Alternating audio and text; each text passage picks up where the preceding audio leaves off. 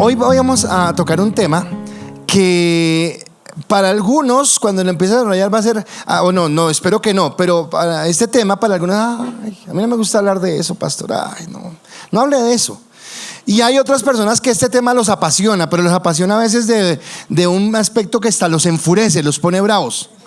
Así que independiente que a usted lo enfurezca o independiente que a usted no le toque o algo, quiero que le ponga cuidado. Y se lo ponga cuidado hasta el final, porque sé que va a ser de bendición, porque tiene que ver con todo lo que hemos venido hablando, de un cambio de adentro hacia afuera y de realmente entender lo que Dios quiere de nosotros como iglesia. Es más, y pido perdón de una vez a los que están viendo en los Estados Unidos, porque voy a colocar ejemplos de Estados Unidos para no colocar ejemplos de Colombia, para que no digan es que el pastor lo está diciendo por algo. No, entonces me voy para afuera para desarrollarlo. Pero hemos venido hablando, la carta a los Efesios al final del capítulo 5 y al inicio del capítulo 6 nos está hablando de las relaciones que existen, ¿verdad? De diferentes tipos de relaciones. Ya hablamos de la relación que existe entre el esposo y la esposa en el contexto del matrimonio. Dijimos cómo el esposo es aquella persona que tiene que modelar a Cristo dentro del hogar, cómo la esposa tiene que asumir con el esposo la actitud que se espera que la iglesia tenga con Cristo. Hablamos de la relación de los padres con los hijos y decíamos cómo los padres tienen la responsabilidad de modelar a Cristo en sus hogares o con sus hijos en cuanto al amor, la disciplina, la confianza, la seguridad, la identidad y todo este tipo de relaciones. Y hablamos también de otra relación, que era la relación que existía entre jefes y empleados, y cómo los jefes no tienen que abusar de su autoridad para pasar por encima de nadie, pero también cómo los empleados necesitan tener una responsabilidad sobre el mandato o la responsabilidad que les ha sido asignadas. Eso es lo que viene hablando Pablo, y Pablo entonces llega al versículo 10 del capítulo 6 de Efesios y dice lo siguiente: por lo demás, hermanos míos, fortaleceos en el Señor y en el poder de su fuerza. Ahora, si usted mira su Biblia, las personas que colocan los títulos y los capítulos y los versículos, colocan este versículo como si fuera el inicio de un tema que se llama la batalla espiritual. Entonces, la armadura de Dios, usted ya la ha escuchado, más adelante la vamos a predicar, de la lucha espiritual y de todo lo que hay, y lo colocan de esa manera. Pero yo quisiera verlo de una manera diferente. Yo no quisiera verlo como el inicio de un nuevo tema, sino que quisiera ver este versículo como una bisagra. Y usted dirá, ¿y una bisagra con respecto a qué? Con respecto a lo que ha venido hablando acerca de las relaciones entre esposo y esposa, entre padres e hijos, entre jefes y empleados, y ahora coloca una bisagra para unirlo con este tema de la guerra espiritual, y dice: por lo demás, amados hermanos, fortaleceos en el Señor y en el poder de su fuerza. Así que básicamente es como si yo entendiera que me parece, o sea, de pronto eso no ocurra acá en esta iglesia, pero puede suceder que haya a veces conflictos entre el matrimonio. Puede suceder. O puede suceder que haya conflictos entre padres e hijos. No es en esta iglesia, pero puede suceder. O que tal vez usted en el trabajo en algún momento determinado tenga un conflicto con su jefe, o el jefe tenga un conflicto con el empleado. No sucede acá, pero puede suceder. Y entonces lo que está colocando Pablo es como diciendo: ok, cuando se presente eso, entonces la manera de resolverlo, y por eso lo coloco como una bisagra. Pero ahora yo quisiera ir un poco más allá, porque aunque en la carta a los Efesios Pablo solamente se limita a estos tres tipos de relaciones: esposos, padres e hijos, empleados, hay un tema que él sí toca en otra carta, y que por lo relevante y por el contexto en el que estamos viviendo, yo creo que es necesario tocarlo, y es la actitud que debemos tener nosotros como iglesia frente a los hombres y mujeres que nos lideran y nos gobiernan. ¿Qué vamos a hacer? Y entonces ya, no, pastor, de política no voy a hablar, que eso en mi casa está prohibido, la religión y la política, salimos emechoneados. Pero creo que es necesario hablarlo, y creo que es necesario entenderlo desde la perspectiva de la palabra, desde lo que la Biblia nos habla con respecto a esa relación.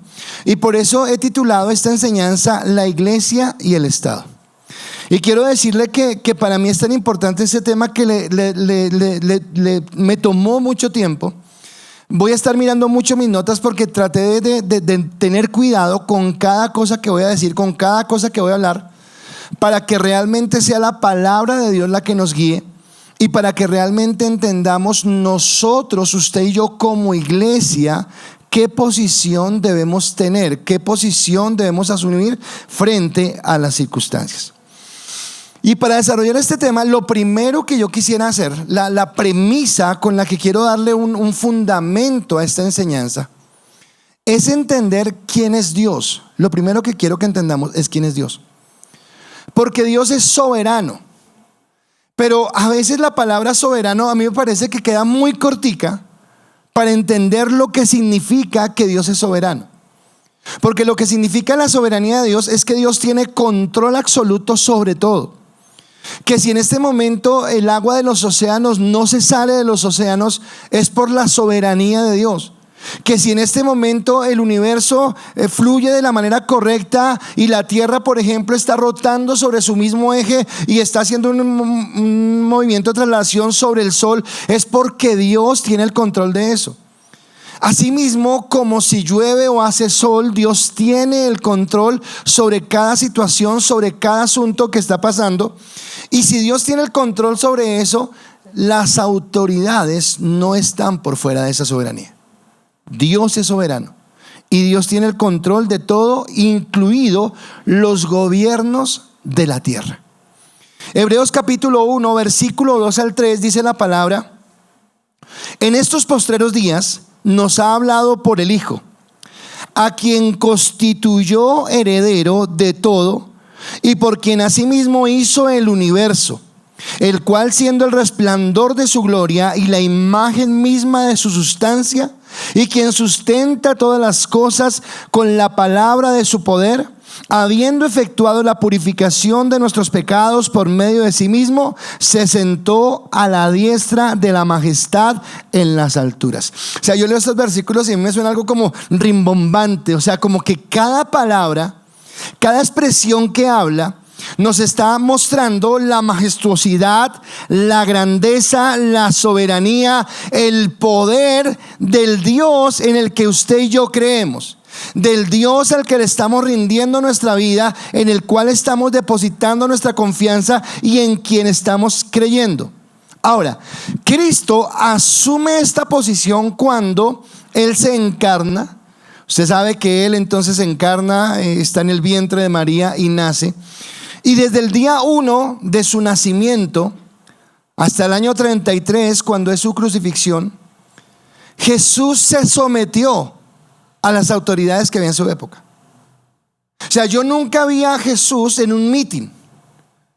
No me imagino a Jesús grafiteando las paredes del Sanedrín diciendo: abajo la opresión. No, Él no hizo eso. Ahora, no estuvo de acuerdo en cosas, pero Él tenía claro a qué venía, y Él, como hijo obediente, vino y entendió que las autoridades eran establecidas por Dios y se sujetó. Y al final de su ministerio, ya no solamente se sujeta a la autoridad del hombre, sino que principalmente se sujeta a la autoridad de Dios. Porque cuando en el Getsemaní ora, Él dice: yo no quisiera, pero no se haga mi voluntad, sino la tuya. Y va a la cruz del Calvario. Y esto me lleva a mí a entender que es por esa obediencia, por esa actitud humilde, por esa actitud de sujeción, que Jesús adquiere la capacidad de convertirse en la máxima autoridad. Por eso Hebreos 5 del 8 al 9 dice: y aunque era hijo, y quiero que pongan atención a lo que dice, por lo que padeció aprendió la obediencia, y habiendo sido perfeccionado, vino a ser autor de eterna salvación para todos los que le obedecen. Así que estamos hablando de que Él fue colocado como soberano, como Rey de Reyes, como Señor de Señores, pero que para llegar a ese lugar primero pasó por un periodo de obediencia. No sé cuántos han leído, pero en Filipenses capítulo 2, versículos 5 al 8, hay un título en las Biblias que tienen a veces que dice la humillación y la exaltación de Cristo, y donde habla de cómo en su obediencia de ir a la cruz, de ser humillado, de ser vituperado, de ser asesinado, después Dios lo levantó a un lugar donde toda lengua confesará que es el Señor y donde toda rodilla se doblará, reconociendo su soberanía. O sea que estamos hablando de que Él llegó a ese lugar a partir de la obediencia, y eso ya nos habla a nosotros algo. Escuche esa palabra, obediencia. Así que, establecida la soberanía de Dios, entendiendo que nada, escúcheme, nada, absolutamente nada está por fuera de la voluntad de Dios. Y quiero que usted crea eso, porque es lo que la palabra nos enseña. Entonces vamos a recordar que al principio de la carta de Efesios, resumiendo rápidamente lo que dijimos en los primeros 3 capítulos, dijimos que Dios, a usted y a mí, que usted y yo somos ¿qué? Somos la iglesia de Jesucristo. No todo el mundo, usted y yo somos la iglesia de Jesucristo. Dios nos eligió, Dios nos redimió y Dios nos selló. Entonces, entendiendo la soberanía de Dios, entendiendo que Él nos elige, nos redime y nos sella con el Espíritu Santo, ahora recordemos lo que Él empieza a decir en el capítulo 4. Y entonces te dice a ti y me dice a mí que somos redimidos, que somos escogidos, que somos apartados. Nos dice que andemos como es digno. ¿Y como es digno de qué? De la vocación con la que hemos sido llamados. Así que hay una dignidad en que Dios te escogió, Dios te apartó, Dios te trajo para ser diferente. Camina ahora, iglesia, camina como es digno de la vocación con lo que ha sido llamados. Y no solamente habla de eso, sino habla de la sujeción. Y acá otra vez, pastor, sujeción. Pastor, ¿por qué no coloca otra palabra? Que esa sujeción es muy fuerte. Pero es la palabra que usa la Biblia. Y nos habla de que uno de los tremendos problemas que tenemos hoy en día es que nosotros no entendemos el concepto de sujeción. Y permanentemente estamos luchando con ese contexto. Y sea el ambiente de autoridad en el que nos encontremos, vamos a luchar siempre con ese contexto. Porque yo en mi naturaleza no quiero que me manden, no quiero que me digan, no quiero que me pregunten, no quiero que me corrijan, no quiero que me muestren, no quiero que me llamen la atención. Yo quiero hacer lo que yo quiera. Y esa palabra sujeción cuesta. Pero ¿quién fue el primero que se sujetó? Cristo al Padre. Y si Cristo se sujetó al Padre, a partir de la sujeción que tiene Cristo del Padre, entonces nosotros estamos en una realidad, y es que todos nosotros, absolutamente todos nosotros, estamos bajo autoridad. Todos los que estamos acá estamos bajo autoridad. La esposa está bajo la autoridad del esposo. Los hijos están bajo la autoridad de los padres. Los empleados están bajo la autoridad de los jefes. Los creyentes están bajo la autoridad de los pastores y líderes. Los ciudadanos estamos bajo la cobertura de nuestros gobernantes. La iglesia está bajo la cobertura de Dios. Todos, sin excepción, debemos sujetarnos a alguien o algo. Sin excepción. Nos guste o no nos guste la palabra, estemos de acuerdo o no estemos de acuerdo, hay un concepto de sujeción, hay un concepto de obediencia, hay un concepto de respeto a la autoridad. Porque la autoridad representa a Dios, y eso lo vamos a hablar en un momento. Y es allí donde entendemos que en nuestras diferentes relaciones, independiente de la que usted esté pensando, su relación matrimonial, su relación familiar, su relación laboral, su relación con el Estado, en medio de todas esas relaciones, en muchas de ellas tenemos muchas alegrías, pero en ocasiones también tenemos muchas angustias.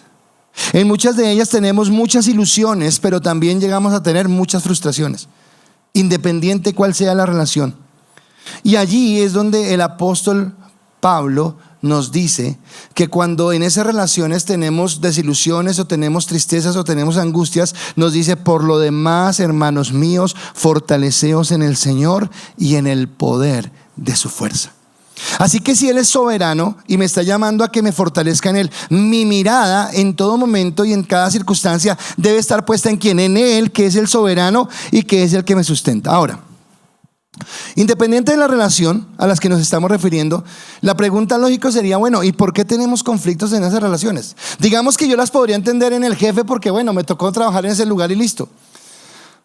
Oiga, pero si un día yo me casé con mi esposa porque la amo, porque la quiero, porque la vi linda y hermosa, ¿por qué peleo con ella? Yo no entiendo por qué ya ni pelea conmigo. O sea, ¿conmigo cómo va a pelear? O sea, imagine lo que encontró. O sea, ¿cómo pelea conmigo? ¿Por qué, querido padre, si su hijo es el hijo de sus entrañas, por qué pelea con su hijo? ¿O por qué, querido hijo, si su papá ha estado con usted desde que nació, lo ha cuidado, lo ha cuchichado, todo lo que es esto, por qué pelea con el padre? ¿Por qué peleamos? ¿Por qué tenemos conflictos? Y la respuesta es muy sencilla: por el pecado. Porque el pecado con el que nosotros hemos sido manchados, el pecado nos ha hecho orgullosos, arrogantes, soberbios, lo que sea, y eso nos aparta de lo que Dios quiere que nosotros vivamos. Y obviamente esto incluye nuestra relación con el gobierno. Y usted diría, sí, pastor, porque esos gobiernos, sí, pero también nosotros. Porque es que tal vez el gobierno peca por avaro, por injusto, por impositivo, pero nosotros también somos rebeldes, no queremos hacer caso, nos importa cinco, criticamos y amamos como queremos.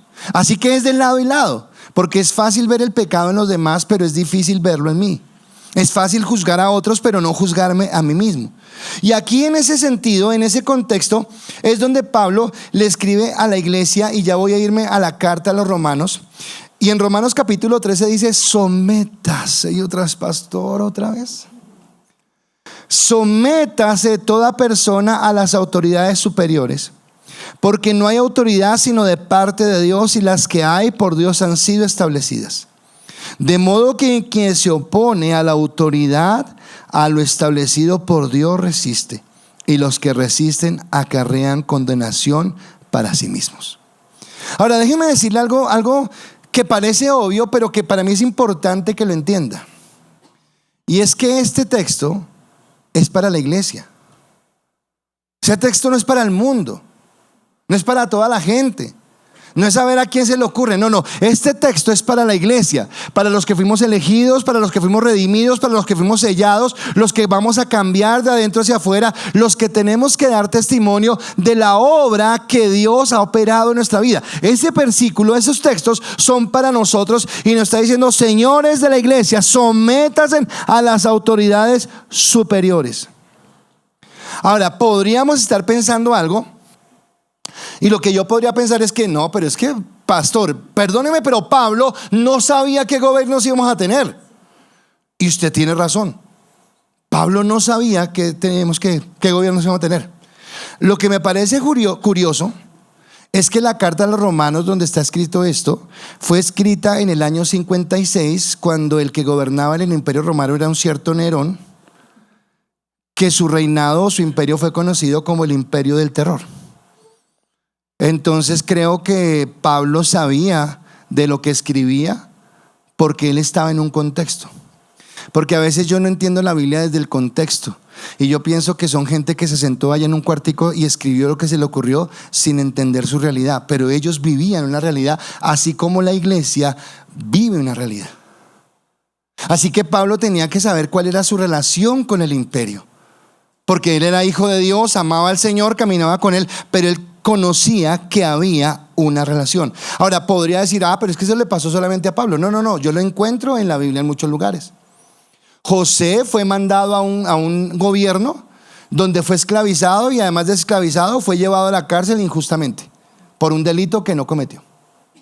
Donde encuentro a unos muchachos jóvenes que llegan a un lugar llamado Babilonia, y el gobierno de esa nación intenta cambiarles sus nombres, su forma de hablar, su forma de pensar, su forma de actuar, moldearlos a lo que el gobierno creía que era lo correcto.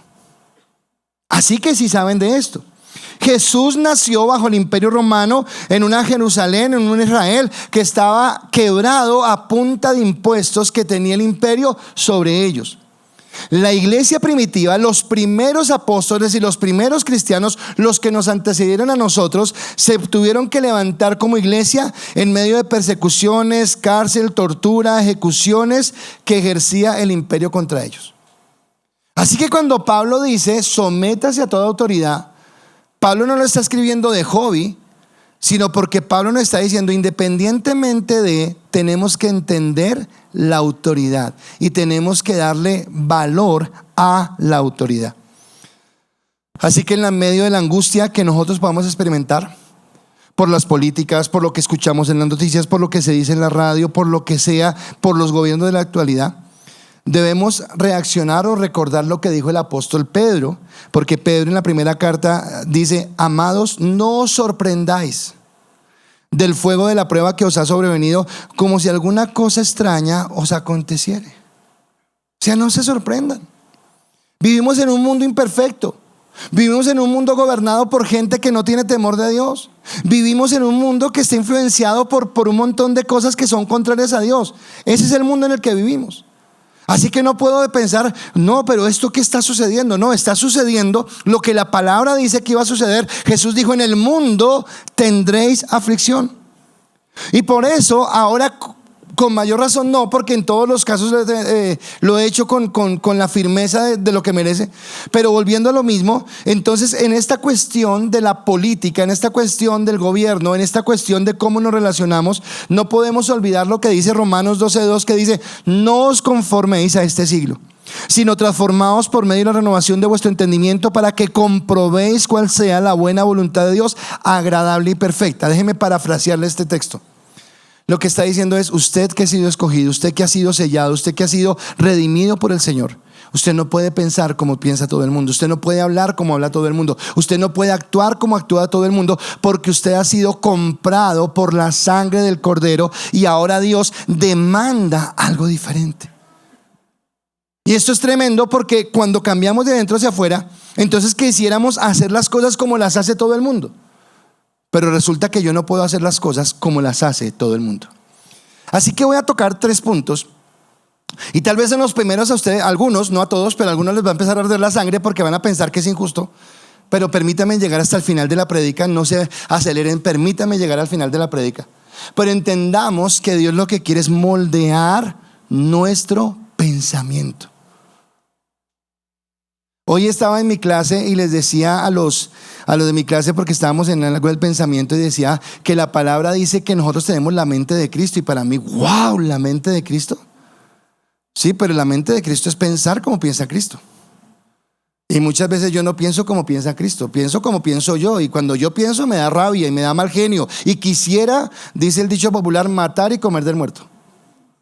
Pero la Biblia me dice que no debo pensar como yo pienso, sino que debo pensar como piensa Cristo, porque ahora tengo la mente de Cristo.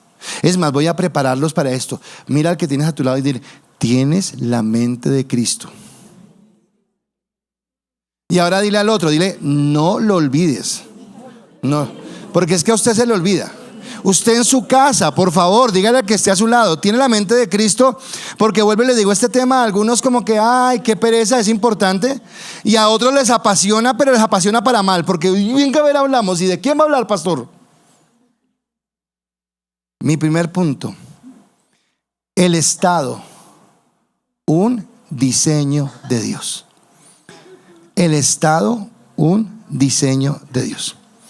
¿Qué es el Estado? Básicamente, obviamente nosotros estamos ya en lo actual. Entonces, viviendo en la mayoría de las, porque no en todo el mundo se da esto, pero en la mayoría de los países hay un sistema democrático, donde hay una división de poderes, donde está el poder ejecutivo, el poder legislativo y el poder ejecutivo, que entre ellos equilibran las cargas para que todo se haga bien.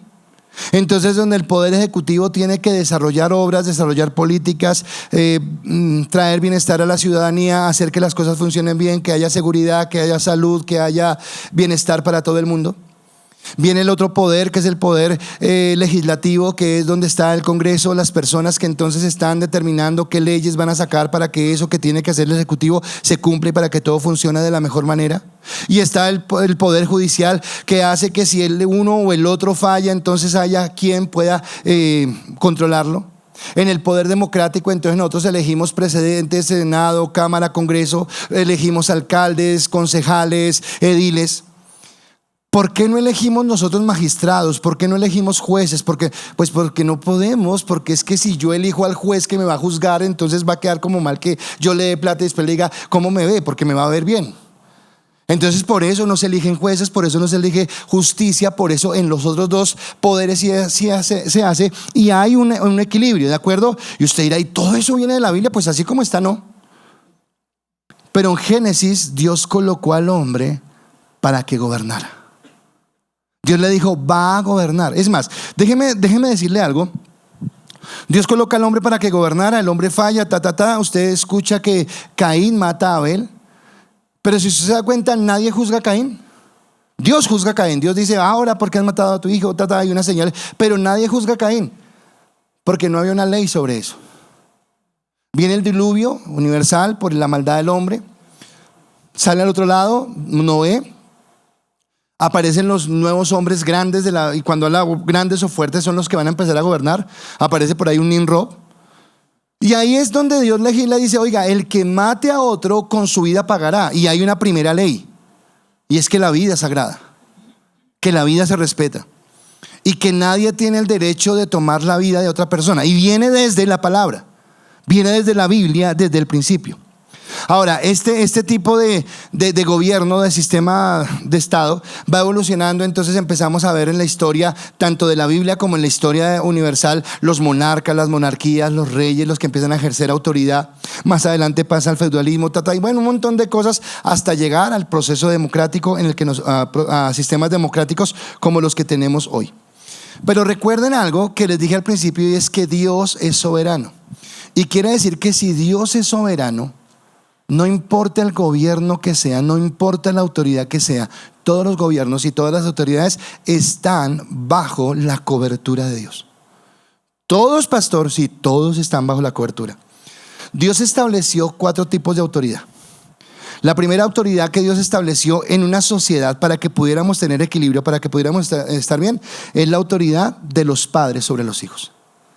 Por eso, y véame, escúcheme lo importante de esto. Si su hijo no aprende autoridades de su casa, toda la vida va a ser un rebelde.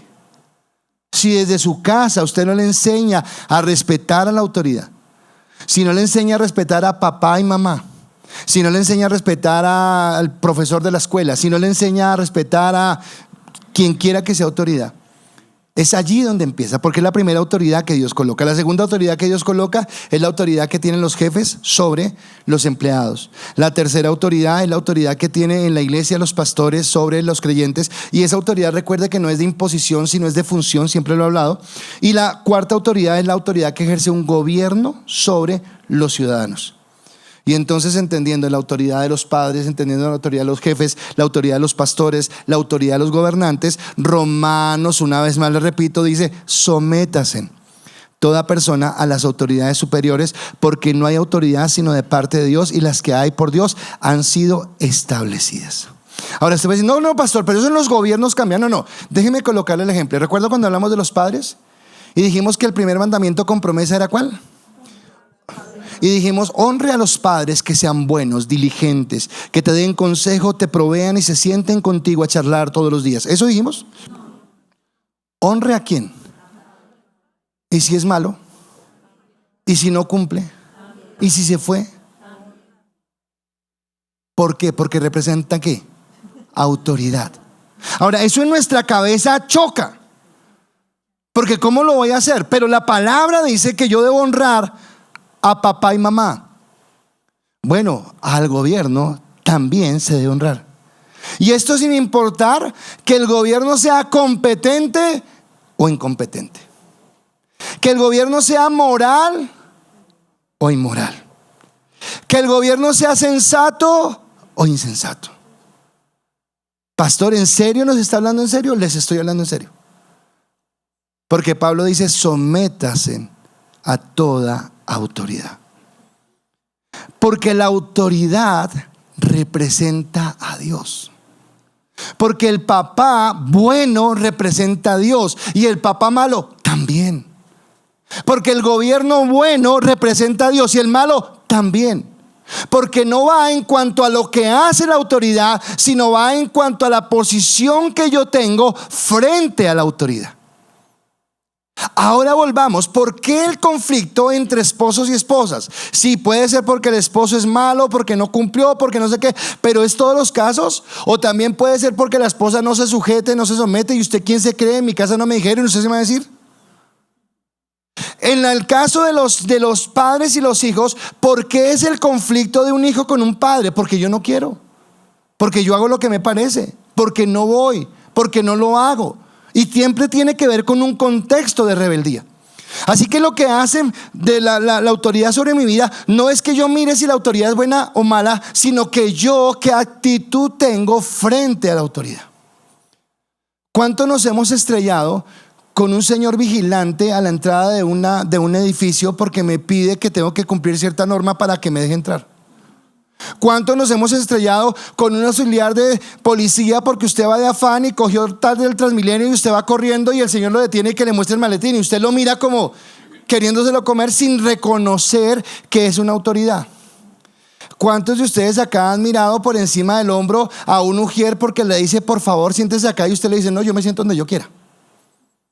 Pero Señor, te amamos, aún en el fuego y en el agua. Y no entendemos conceptos tan básicos como el de respetar, el de sujetarnos a la autoridad. De esto es de lo que está hablando el Señor. Así que la autoridad representa a Dios y nosotros debemos someternos. Ahora, cuando los gobernantes fallan, nuestra posición no debería ser de la rebeldía como actúa todo el mundo. Y ahí nos empieza a hervir más la sangre. ¿Cómo así? O sea que me tengo que aguantar. Le estoy diciendo apenas que no debería ser de la rebeldía como todo el mundo, pero sí entender que Dios nos otorga armas. Dios nos da a nosotros armas con las cuales podemos batallar. Entonces, por ejemplo, 2 Corintios capítulo 10 versículo 4 al 6 dice: porque las armas de nuestra milicia no son carnales, sino poderosas en Dios para la destrucción de fortalezas, derribando argumentos y toda altivez que se levanta contra el conocimiento de Dios y llevando cautivo todo pensamiento a la obediencia de Cristo. Y me encanta el versículo 6 que dice: y estando prontos para castigar toda desobediencia cuando vuestra obediencia sea perfecta. Pregunto, si usted alguna vez se ha levantado a criticar al gobierno, ¿su obediencia ya es perfecta para tener la autoridad de levantar un juicio?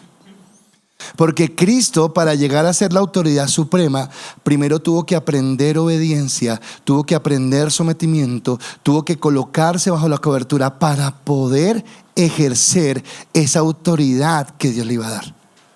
Entonces es muy fácil reclamar, es muy fácil pedir los derechos. Y una de las cosas, y no estoy en contra de los derechos, y claro, qué bueno los derechos, pero ¿sabe que los derechos nos hacen daño porque nos hablan tanto de los derechos que se les ha olvidado hablarnos de las obligaciones? ¿Se les ha olvidado decirnos, oiga, hay que cumplir?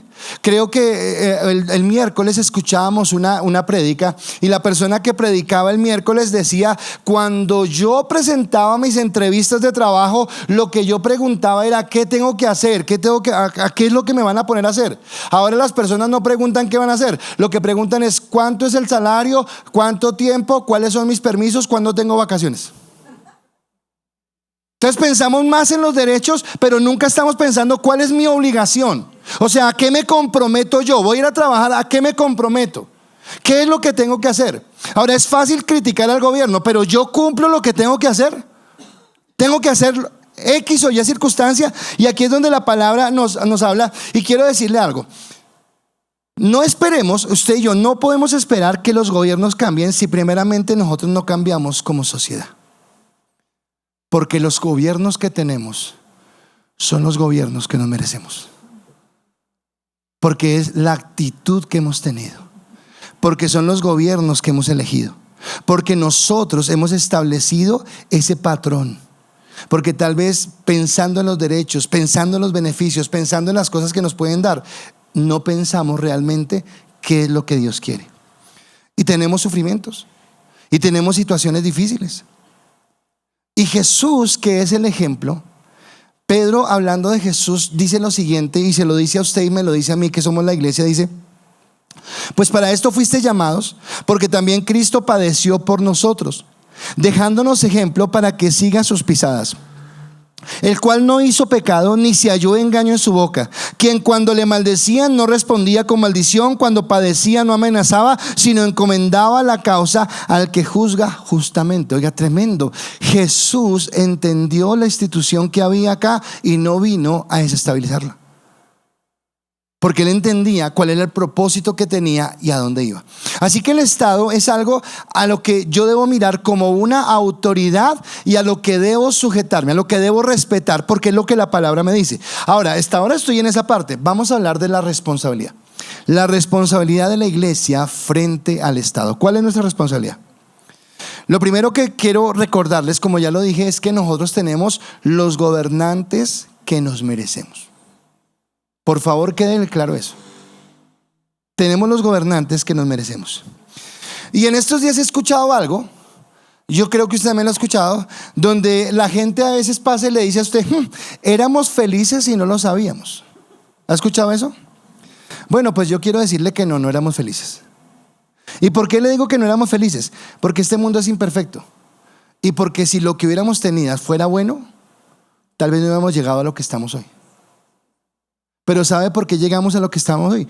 Porque lo que teníamos no era perfecto o no era bueno. El problema es que esto sale como la canción Cuando yo estaba en el mundo, y es que la medicina resultó peor que la enfermedad. Pero sí, la verdad es que no hay una coherencia, porque no tenemos gente que gobierne desde el sentido del servicio como debe hacer el gobierno. La gente que está en el Estado se conocen como servidores públicos. Y un servidor público es aquel que está esforzándose para que la gente esté bien. Y a veces no encontramos esto, y es donde nosotros fallamos. Ahora, yo no sé si usted es consciente, pero ¿usted es consciente que Mesías es uno solo? Solamente hay un Mesías, Cristo. Pero nosotros levantamos Mesías.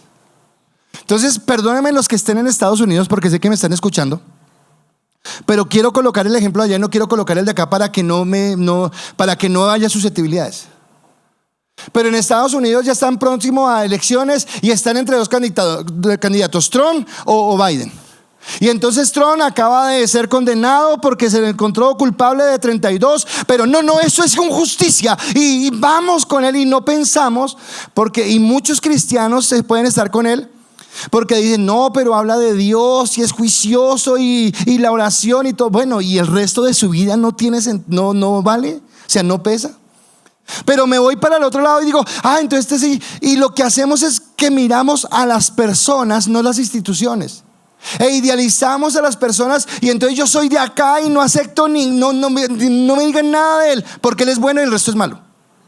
O el otro que está acá con el de acá, entonces este es el bueno y el otro es el malo. Y entonces ya usted en la casa tiene problemas, en la pareja se pelean, padres e hijos se pelean, porque es que usted es de acá y yo soy de allá, y usted no entiende y yo sí entiendo, y la verdad ninguno entiende nada, porque estamos siguiendo ciegamente a una persona y no estamos entendiendo que eso nos separa, porque hemos creído que esos personajes son el Mesías, porque hemos pensado que si no es esa persona, nadie más,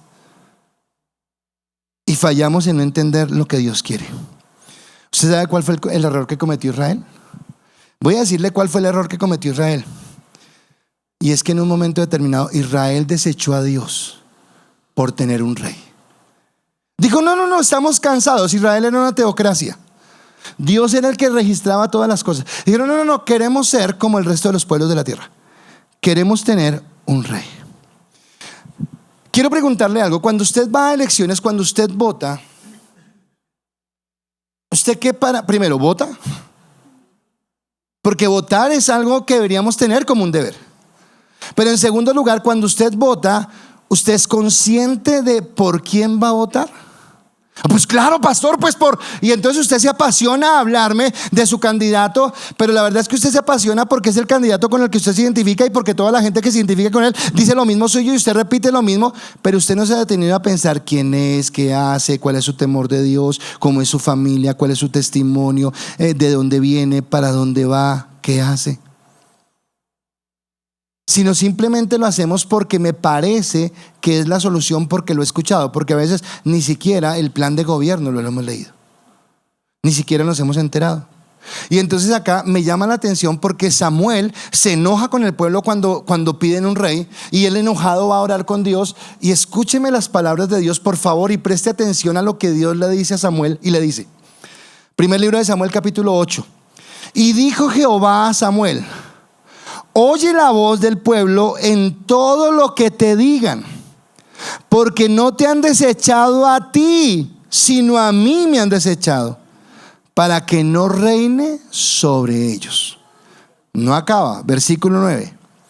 Ahora pues, oye su voz, mas protesta solamente contra ellos y muéstrales cómo les tratará el rey que reinará sobre ellos. Ok, ¿quieren tomar sus decisiones por fuera de Dios? Perfecto. Dios dijo, ok, Israel, hágalo.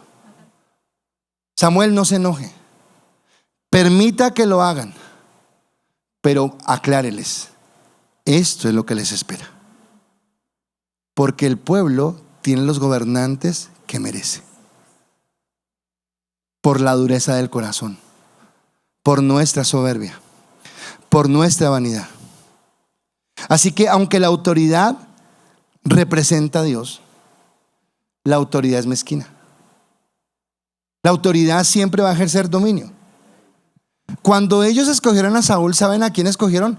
A un rey conforme al corazón del pueblo.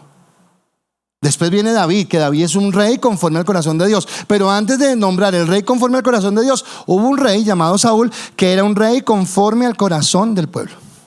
¿Y por qué el pueblo lo eligió? Porque alguien dijo y todo dijo, sí, ese es. Nadie se detuvo a pensar, nadie se detuvo a orar, nadie dijo, ¿será lo correcto? ¿Será? No. ¿Dónde va Vicente? ¿Dónde va la gente? Entonces todo el mundo dice que así es. Y muchas veces nos pasa, hacemos lo que todo el mundo dice, pero realmente no somos conscientes de las decisiones que estamos tomando, porque las tomamos porque las redes sociales, y usted, perdónenme, pero en las redes sociales, y usted recibe y manda, y usted da por hecho que todo lo que le dicen las redes sociales es verdad. ¿Usted está seguro? ¿Usted corroboró que lo que dice la red social es verdadero? ¿Usted está enterado? ¿Usted cree que todo? Porque nos vamos a eso y no vamos a la palabra. Entonces Jesús, un día hablando con sus discípulos, habló de las autoridades y dijo lo siguiente. Marcos capítulo 10 versículo 42 dijo: así que Jesús los reunió a todos y les dijo: ustedes saben que los gobernantes de este mundo tratan a su pueblo con prepotencia, y los funcionarios hacen alarde de su autoridad frente a los súbditos. ¿Cuántas veces usted ha peleado con un amigo, su esposo, su esposa, su amigo, porque es que es mi candidato y ese es el suyo, y usted es malo y este es bueno y no sé qué, y se peleamos, y usted ni siquiera está en el radar del candidato? Usted no ha escuchado que los candidatos, cuando son tiempos de elecciones, van a los pobres y los ayudan y no sé qué, y que necesitan y les ofrecen y les dan. Ya entienden por qué no nombramos jueces, ¿verdad? Porque usted va y dice: hay un tamalito bien rico acá para celebrar este momento tan rico, y una tejita acá para que no nos llueva y no sé qué, y un botico para acá. Tenemos los gobernantes que merecemos, porque no tenemos la conciencia de lo que debemos hacer. Así que nuestra posición frente a la autoridad, independiente de la que sea, nuestra posición frente a la autoridad debe ser una posición donde no se critique. Y yo soy el primero que pido perdón, porque con una facilidad abrimos la boca y empezamos a hablar. Y déjenme colocarle, porque quiero con la Biblia, no es porque yo lo diga, porque lo que yo diga no importa, lo que importa es lo que diga la Biblia. Pero yo sé que usted conoció a David, ya hablé que David fue el rey conforme al corazón de Dios. Pero David, antes de llegar al tipo de Cristo a ser rey, él tuvo que aprender obediencia bajo un rey que lo quería matar. Ese rey se llamaba Saúl. Saúl quería matar a David, quería exterminarlo, quería acabar con él. Y un día David ve que viene Saúl, se mete en la cueva, se esconde en la cueva. Saúl no sabe que David está ahí. Entra ahí, se acuesta a dormir, suelta la espada, suelta todo, empieza a babear allá roncando Saúl. Oiga, David hubiera sido colombiano, David hubiera dicho: 11º mandamiento, papaya puesta, papaya partida. Imagínense, yo soy el ungido por Dios. Ya me ha dicho que voy a ser rey. Esto es de Dios, esto es de Dios. Pero David tenía algo que usted y yo no tenemos: temor de Dios, respeto a la autoridad. Y David dice, uy, y corta un pedacito de su manto, como para decirle, veja, no le quiero hacer daño. No habló de él, cortó un pedacito de su manto. Primer libro de Samuel, capítulo 24, versículo 5 dice: después de esto se turbó el corazón de David porque había cortado la orilla del manto de Saúl. O sea, a mí me impacta esto porque este hombre se sintió mal por haber ido en contra de la autoridad. Y usted y yo con una facilidad abrimos esta bocota y decimos lo que se nos ocurre y hasta lo que no se nos ocurre, no entendiendo que la autoridad es de Dios y que merecemos las autoridades que tenemos porque son del corazón que tenemos. Eso es lo que tenemos que entender. Así que en lugar de criticar, en lugar de enojarnos, nuestra responsabilidad es orar por las autoridades y someternos. ¿Cuándo fue la última vez que usted oró por el alcalde de su ciudad? ¿Cuándo fue la última vez que oró por el presidente? ¿Cuándo fue la última vez que oró por el Senado? Ay, pero pastor, es que hay investigaciones de... Hay unos jueces que ellos investigan. Oh, pero no creo. Son las instituciones. Pero yo le creo a Dios. Yo confío en Dios. Yo descanso en Dios. Así que Pablo le escribe a Timoteo y le dice: exhortaos ante todo a que se hagan rogativas, oraciones, peticiones y acciones de gracias por todos los hombres, por los reyes y por todos los que están en eminencia, para que vivan quieta y reposadamente en toda piedad y honestidad. O sea, nos dice que oremos. Nos dice que yo tengo que orar, yo que tengo que interceder, que tengo que clamar y gemir, porque es lo que Dios quiere. Ahora, solo existe una excepción a la regla. Y la única excepción que existe a la regla, y usted está así, ¿cuál, pastor? ¿Cuál que estoy que me revelo? La única excepción a la regla es cuando lo que la autoridad me pide traspasa la autoridad de Dios. Porque la autoridad de Dios está por encima de cualquier autoridad. Entonces cogieron a Pedro y a Juan, los detuvieron porque estaban predicando, los miraron, los azotaron, los soltaron y dijeron: váyanse y no prediquen más el nombre de Jesús. Hechos capítulo 4 dice la palabra: y llamándolos les intimaron que en ninguna manera hablasen ni enseñasen en el nombre de Jesús. Mas Pedro y Juan respondieron diciéndoles: juzgad si es justo delante de Dios obedecer a vosotros antes que a Dios. Así que cuando hablamos de que ellos les prohibieron predicar el nombre de Cristo, y nosotros a veces somos muy limitantes, muy limitados la palabra. Porque predicar el nombre de Cristo, sí, claro, porque en el nombre de Cristo hay poder, pero lo que digo es que el nombre de Cristo produce cambios. El nombre de Cristo renueva nuestra mente. El nombre de Cristo nos ayuda a actuar como ciudadanos del reino de Dios y no ciudadanos de este mundo. Por eso yo no pienso igual, por eso yo no actúo igual, por eso yo no hablo igual, porque ahora he sido redimido por la sangre del Cordero y es lo que Dios quiere. Así que yo necesito entender que hay una responsabilidad que tengo frente al Estado. Ahora, el punto siguiente es: ¿cuál es la posición de la iglesia frente al abuso de la autoridad? Ahora sí. Porque bueno, ok, la autoridad abusa. Y entonces ahora sí sacamos las piedras y nos vamos a echar piedra. Ahora sí sacamos los grafitis y vamos a hacer, ¿o cómo vamos a hacer? No. ¿Qué es lo que Dios nos dice? Entonces, veces en algún momento nosotros digamos que no votamos por él, por el candidato que esté, quien quiera que sea. Pero algo que yo les he dicho a ustedes es que si yo he aceptado las reglas de juego, y las reglas de juego en la democracia, por ejemplo en Colombia dice que el que saque la mayoría de votos es presidente, pues aunque yo no haya votado, yo acepto. Ay, pero él, no me importa si la autoridad no lo entiende, yo sí lo entiendo. Y el que es hijo de Dios soy yo, no es él. Entonces yo soy el que tengo que entender. Y yo soy el que tengo que aceptar que hay una autoridad y que a partir de ahora, yo no sé cuántos se acuerdan, pero yo les dije, cuando Claudio López y Miguel Uribe estaban para la alcaldía, que yo les dije, a mí me parecería fatal que la señora Claudia López resultara nuestra alcaldesa, me parecería fatal, pero si esta tarde a las 5 de la tarde la eligen como alcaldesa, me voy a sujetar a menos que vaya en contra de Dios. Y 4 años de sujetarnos. Porque los gobernantes, el pueblo tiene los gobernantes que merece, porque los elegimos. ¿De acuerdo? Y entonces muchos dijeron, no, pero bueno, ¿y sus principios, sus valores, lo que nosotros creemos? ¿Dónde queda mi radicalidad en Dios? Entonces ahora es el elegido de todos. Y cuando Jesús fue cuestionado sobre la autoridad, porque a Jesús lo cuestionaron, les dije que Jesús estuvo ahí. Entonces a Jesús le dijeron, bueno, y dice la palabra en Mateo, dice, dinos pues, ¿qué te parece? Le preguntaron. ¿Es lícito dar tributo a César o no? Hay un versículo que sigue ahí que dice que eran hipócritas porque querían probarlo, querían saber si encontraban algo, ¿por qué acusarlo? Porque así es como actúa el diablo, nos quiere acusar de rebelión, de rebeldía, de lo que sea. Versículo 19, Jesús dice, mostradme la moneda del tributo. Y ellos le presentaron un denario. Entonces les dijo, ¿de quién es la imagen y la inscripción? Les dijo, de César. Y les dijo, da pues a César lo que es del César y a Dios lo que es de Dios. O sea que Jesús no fue en contra, dijo, no se sometan, ese César es malo, ni creen en mí. No.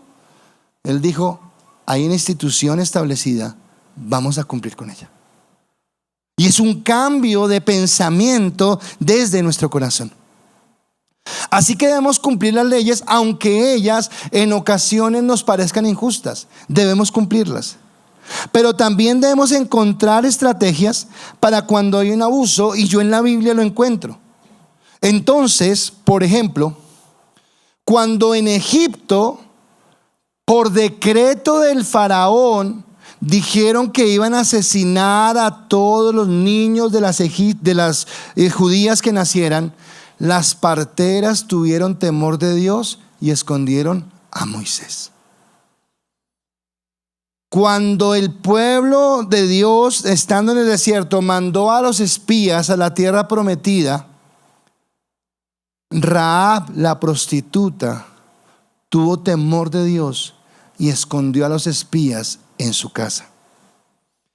Cuando Esther sabía que el pueblo que estaba en la dispersión de Israel iba a ser asesinado porque había un complot del gobierno para acabar con todos los judíos, arriesgando su vida, Esther entró e intercedió por el pueblo. Daniel y sus amigos, aunque estaban en Babilonia, decidieron no contaminarse ni con la comida ni con la cultura del rey.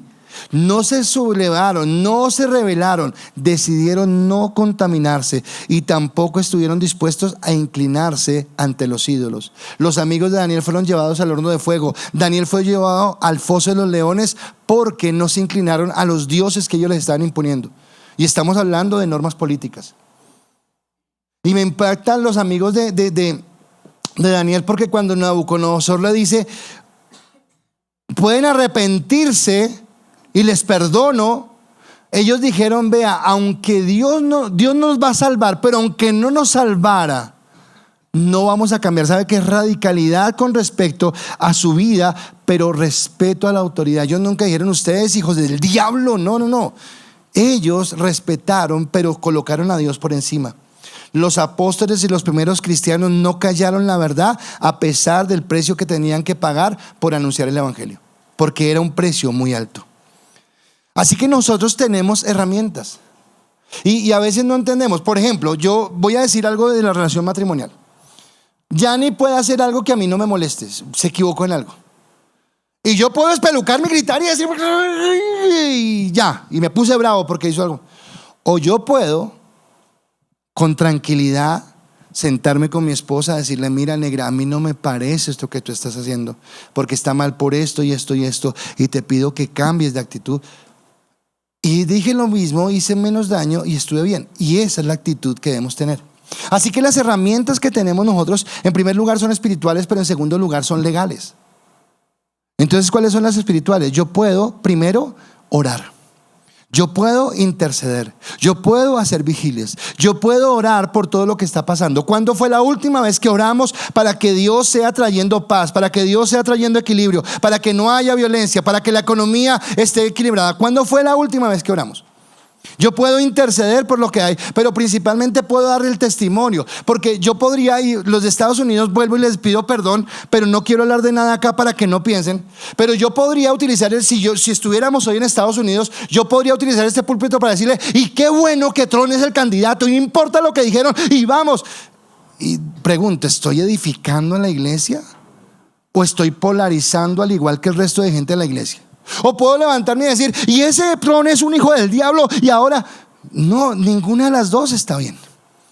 Porque este púlpito es para edificar a la iglesia en la palabra de Dios y no para hacer proselitismo político.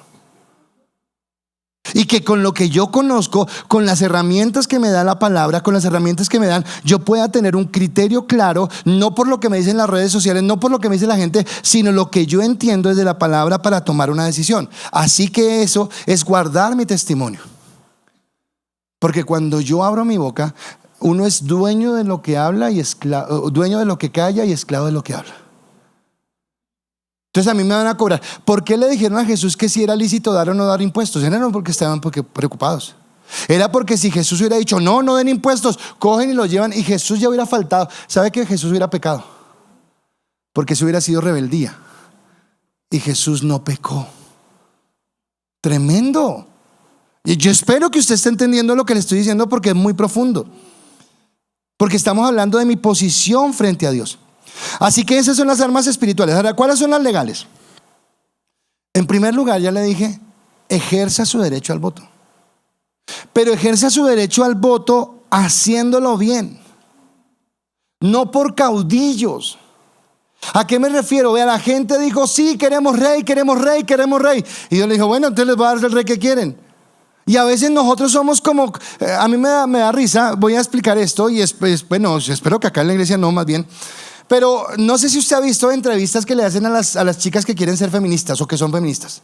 Y allá, ahí fue abajo los hombres y no sé qué. Bueno, señora, ¿y usted por qué feminista? Pues porque sí. ¿Porque sí qué? Porque son malos. Porque son malos. Porque sí. O sea, ¿por qué es? ¿Porque todo el mundo lo dice? ¿Porque todo el mundo lo habla? ¿Porque es algo de moda? ¿Porque me quiero rebelar? Porque nosotros a veces tomamos actitudes solamente porque todo el mundo lo dice. Pero realmente yo no voy a decir, bueno, yo tengo un criterio porque yo leí, porque yo investigué, porque yo analicé, porque de acuerdo a mi temor por Dios, mi conocimiento de la palabra y lo que he leído en una propuesta, en una ideología, en esto, estoy de acuerdo por esto o no estoy de acuerdo por esto. Entonces en ese sentido, cuando yo voy a votar, yo voto. ¿Cuánto fue la última vez que usted leyó el plan de gobierno del candidato por el que votó? Sea alcaldía, sea gobierno, sea lo que sea. ¿Lo leyó? No votamos porque todo el mundo dice que votemos por él, o porque tal vez tengo más afinidad con este y no con este. Pero entiendo quién es, entiendo qué es lo que está haciendo.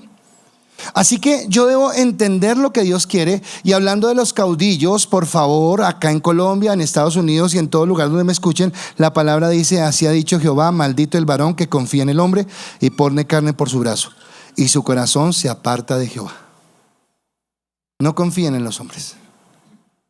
Respeten la autoridad, pero no confíen en los hombres. En segundo lugar, hay unas herramientas que Dios nos ha dado institucionales. Recolección de firmas. ¿Sabe que las firmas que recogimos para lo de las operaciones, se recogieron 265,000 firmas, ya fueron presentadas en el proyecto de ley, donde le dijeron, vea, señores, hay 265,000 ciudadanos en Bogotá que no están de acuerdo con esa ley y queremos que nuestra voz sea escuchada? Hay una forma de hacerlo. Hay marchas en las que debemos contribuir. Y marchas no abajo el gobierno, y no. Marchas como las que hicimos la vez que hubo lo de las cartillas, que fuimos y dijimos no. Y no fuimos contra el gobierno, dijimos no estamos de acuerdo que a nuestros hijos en las escuelas les vayan a dar una enseñanza que no es conforme a lo de la palabra. Bueno. Y también podemos participar en debates, pero acá vuelve lo mismo. Para que usted participe en un debate, tiene que prepararse. Porque la gente que va al debate está preparado. Y si usted no está preparado, es que soy cristiano y amo a Dios y eso es pecado.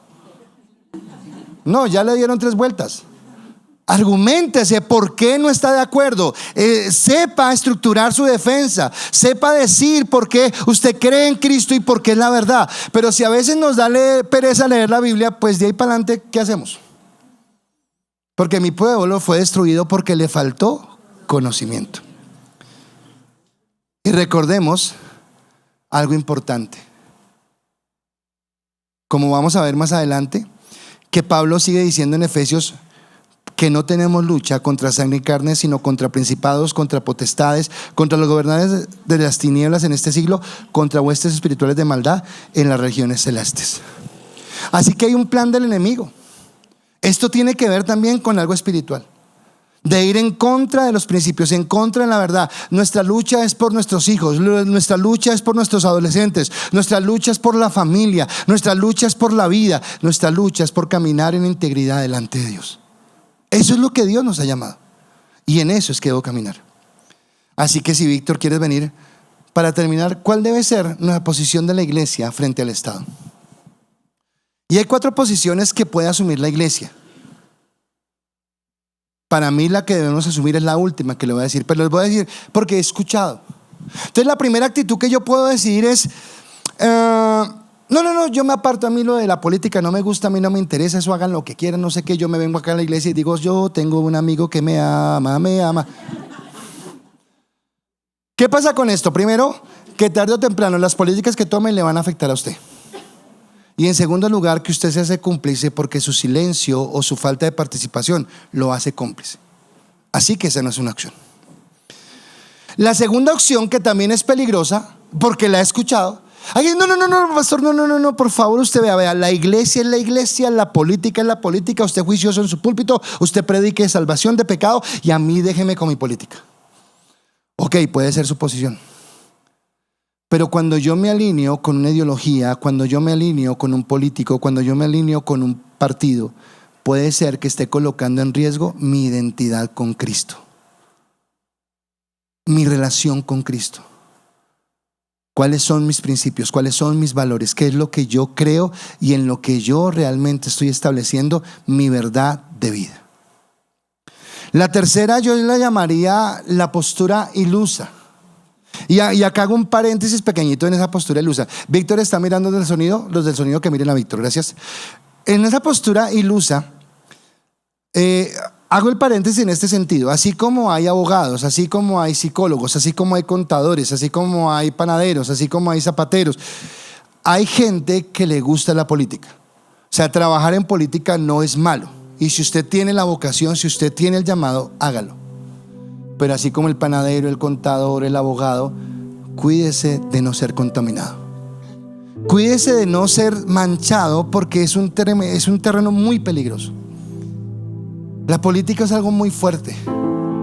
Se manejan egos, se maneja dinero, se maneja poder.